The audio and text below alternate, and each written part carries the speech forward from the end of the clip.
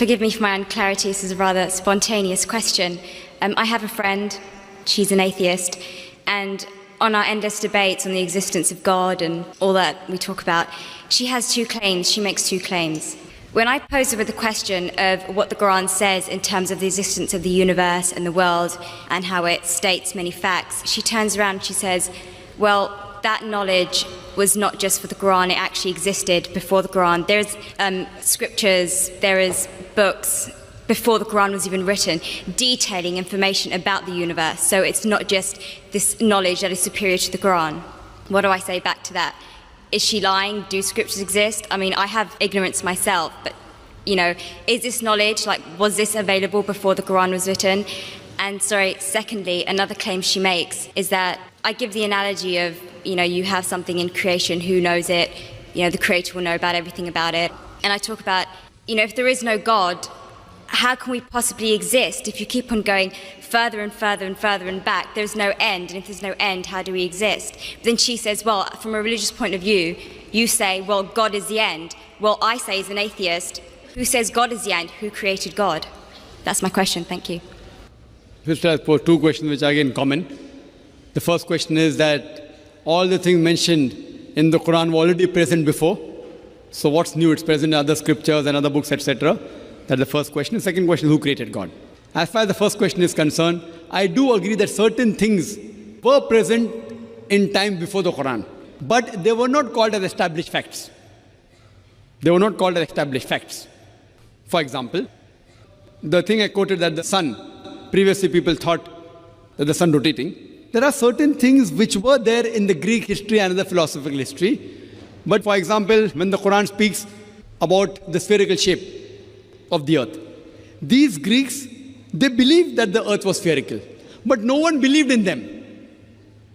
So certain facts, not all, a small percentage, what the science has come to know today and what Quran mentions, were told by people previously, but they failed to realize that the same Greeks mentioned 100 other things which were unscientific. The same Greek even mentioned that the earth was center of the universe, which is totally wrong. So imagine if 100 points are mentioned and Muhammad Sallallahu Alaihi Wasallam picks up one which is correct. That's also not possible. So I do agree with you, sister, that certain things were mentioned before science established as a fact today. But these things weren't established that time. And to say that out of the 100 false things they mention, if one thing is right, to pick up the one correct thing is again also not possible. Once it's possible, but not thousands of times, sister. Because only a person who is, even a scientist cannot do that. Only the Creator himself can do, and that's Allah subhanahu wa ta'ala. So I do agree with you, but that portion which has been mentioned earlier in earlier scriptures and other philosophical books is a small portion, but that too, along with that portion, there are other things which aren't scientific mixed with that. Coming to the second part of the question, that who created God? Normally people in Dawah, they used a false strategy of logic, which tips itself. Most of the people, when they try to prove the existence of Allah subhanahu wa ta'ala, they say that everything has a creator. For example, who created this book? How did the book come into existence? Somebody created it. Who created it? And they go back. Where did you come into existence? Who created you? Your father. Who created your father? The grandfather. And then goes to God. Who created this microphone? Created the factory. Who created the factory? And then they try and prove who created the sun? God. Who created the moon?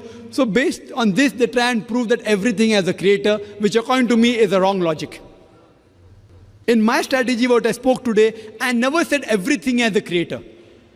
That is the atheist who told me that the first person who will tell about the mechanism of this thing is the creator. I never said that. I say every created thing has a creator. But by definition, Almighty God is uncreated. It is like there's a person, suppose my friend, he comes and tells me that my brother John was admitted in the hospital. He gave birth to a baby. Was it a girl or a boy? Can you guess, sister?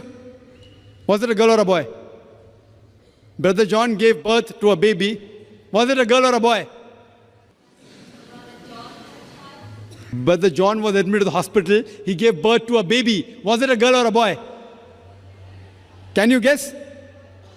You can't guess. Can anyone guess? How can a man have a baby?